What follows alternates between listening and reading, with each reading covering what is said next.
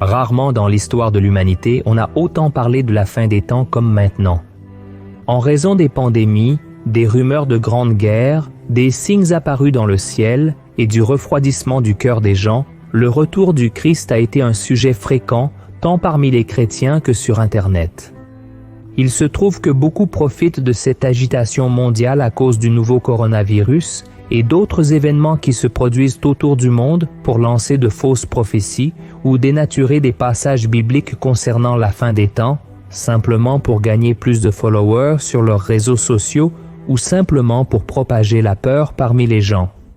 Et l'un des passages bibliques qui a été le plus utilisé par ces personnes est le chapitre 24 du livre de Matthieu, où Jésus parle de ce qui arrivera au monde avant son retour. C'est pourquoi, dans cette vidéo, nous ferons une analyse de tout ce que le Seigneur a réellement dit à ses apôtres sur les jours à venir. Mais avant de commencer, je voudrais vous demander de cliquer sur j'aime, de vous abonner à ma chaîne et d'activer la cloche pour que YouTube vous avertisse chaque fois que je publie une nouvelle vidéo. Je ne sais pas si vous le savez, mais tous les jours, à 6 heures du matin, à 3 heures de l'après-midi et 8 heures du soir, je poste de nouveaux messages de foi, d'espoir et je prie pour votre vie. Alors venez marcher avec moi tous les jours, d'accord? Allons-y. Le chapitre 24 de Matthieu rassemble le dernier grand sermon de Jésus avant sa mort, et il se concentre sur la fin des temps, son retour et le grand jugement. Mais avant de comprendre ce que Jésus a dit là, il faut comprendre tout le contexte de ce moment. Pour cela, retournons au chapitre 23 où nous voyons le Christ parler à une grande foule dans le temple à Jérusalem.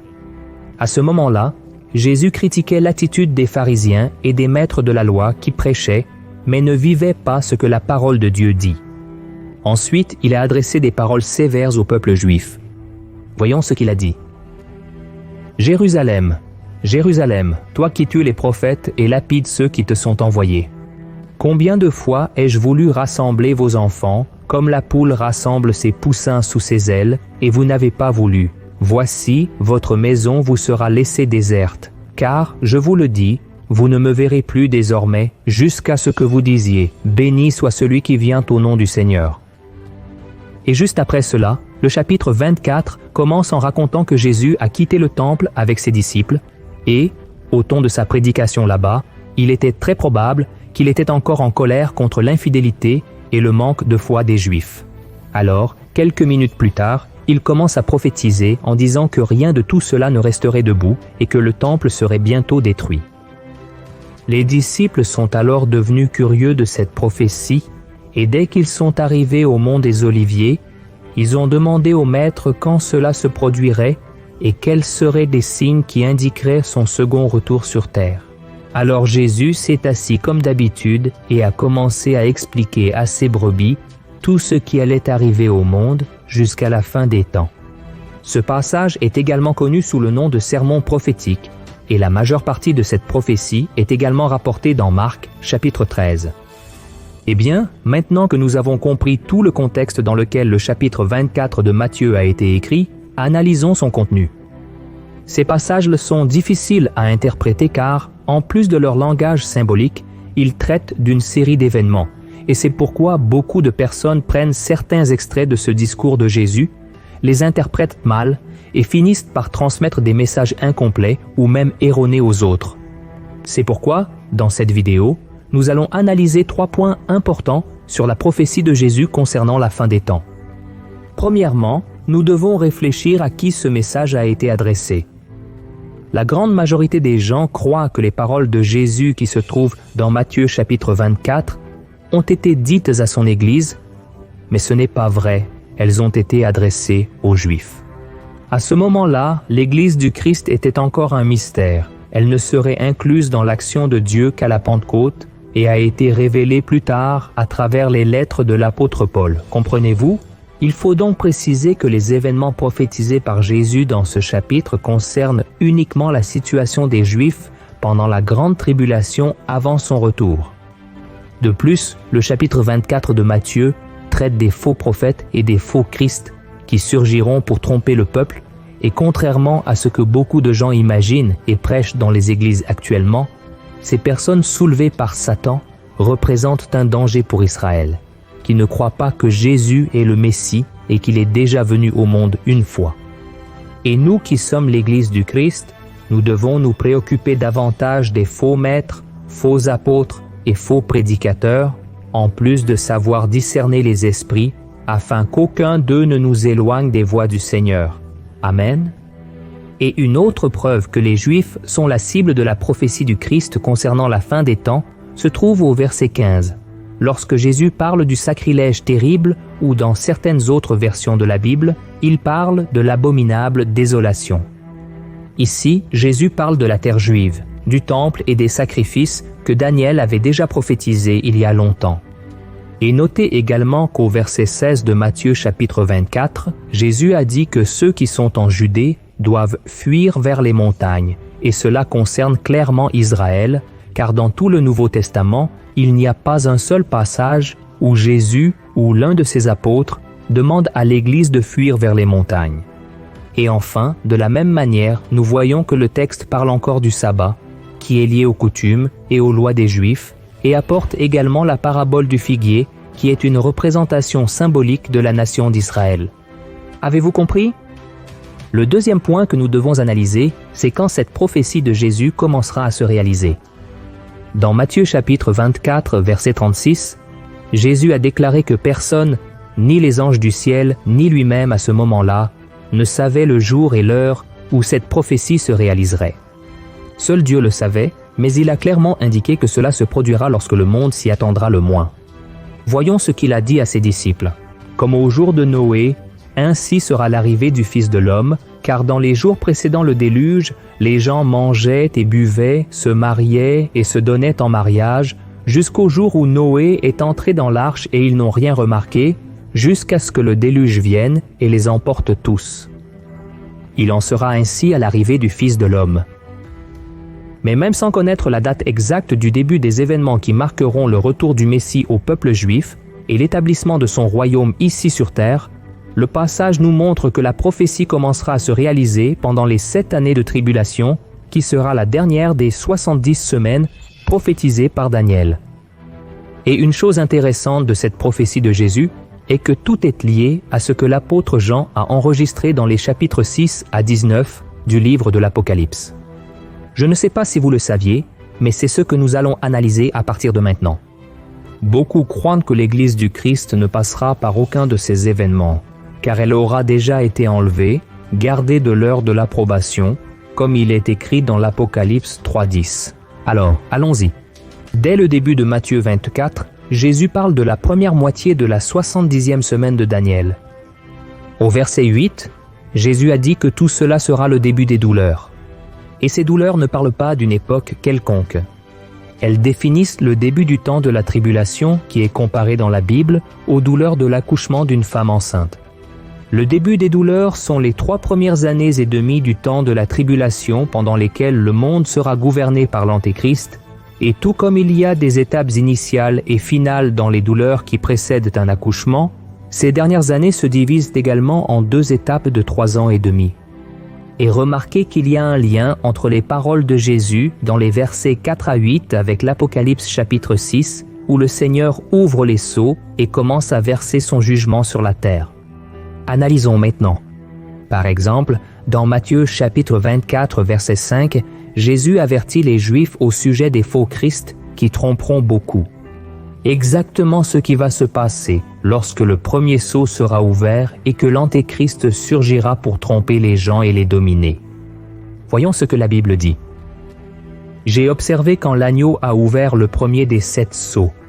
J'ai alors entendu l'un des êtres vivants dire d'une voix de tonnerre « Viens !» J'ai regardé, et devant moi se trouvait un cheval blanc, son cavalier tenait un arc et on lui a donné une couronne, il chevauchait comme un vainqueur déterminé à vaincre. » Et ensuite, encore au verset 5, Jésus parle de guerres et de rumeurs de guerre qui vont se produire, ce qui est exactement ce que l'ouverture du 2e sceau apportera à la terre et mettra fin à la paix. Voyez ce qui est écrit. Quand l'agneau a ouvert le 2e sceau, j'ai entendu le 2e être vivant dire « Viens !» Alors est sorti un autre cheval, et celui-ci était rouge. Son cavalier a reçu le pouvoir d'enlever la paix de la terre et de faire que les hommes se tuent les uns les autres. on lui a donné une grande épée. Et ensuite, au verset 7, Jésus dit à ses disciples que la nation se lèvera contre la nation et que le monde sera pris par une grande famine, et cela est également lié à l'ouverture du troisième sceau de l'Apocalypse. Compare la prophétie du Christ avec la vision de l'apôtre Jean. Quand l'agneau a ouvert le troisième sceau, j'ai entendu le troisième être vivant dire « Viens !» J'ai regardé, et devant moi se trouvait un cheval noir. Son cavalier avait dans la main une balance, puis j'ai entendu ce qui semblait être une voix parmi les 4 êtres vivants disant « 1 kilo de blé pour un denier, et 3 kilos d'orge pour un denier, et ne pas endommager l'huile et le vin. » Et enfin, encore au verset 7, Jésus parle de divers événements qui prendront la vie de milliers de personnes, ce qui est lié à l'esprit de mort que le 4e sceau et le 4e cavalier de l'Apocalypse apporteront. Voyons ce que l'apôtre Jean a écrit. Quand l'agneau a ouvert le 4e sceau, j'ai entendu la voix du 4e être vivant dire « Viens !»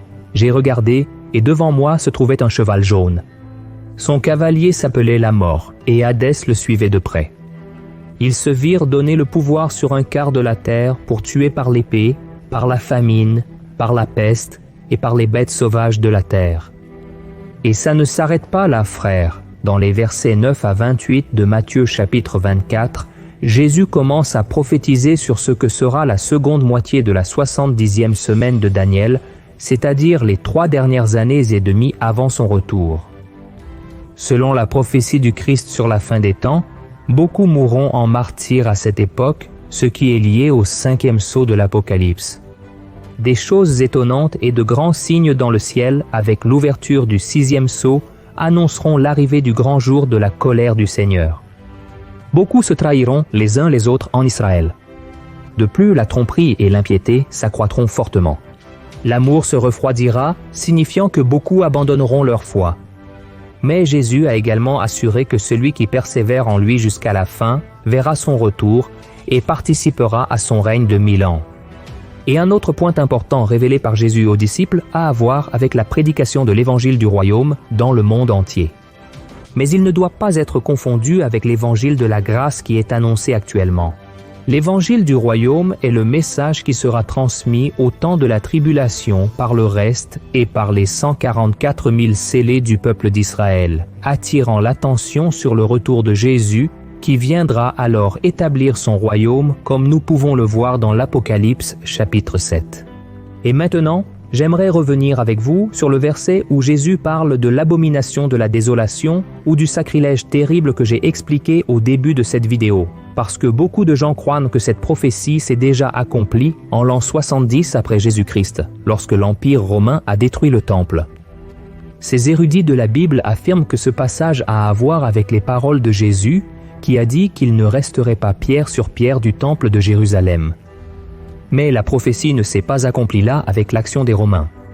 L'abomination de la désolation dont Jésus parle dans Matthieu 24:15 sera établie uniquement par l'Antéchrist, venant à avoir son accomplissement plein et définitif au milieu des 7 dernières années, comme il a été prophétisé dans Daniel chapitre 12.